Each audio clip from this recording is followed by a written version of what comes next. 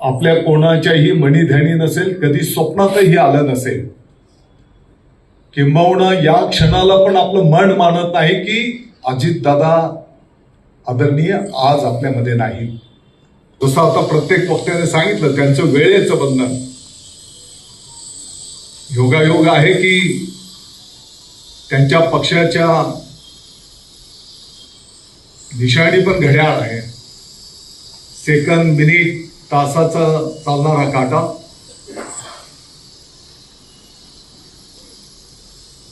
तरी पण आपल्या दैनंदिन जीवनामध्ये थोडंफार पुढे पाठीमागे आपलं होत असतं.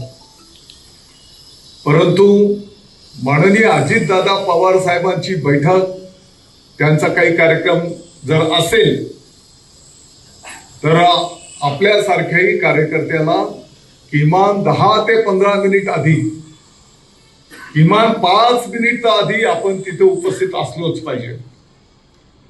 एवढा धाक आपण सर्वजण त्या ठिकाणी पाळत होतो.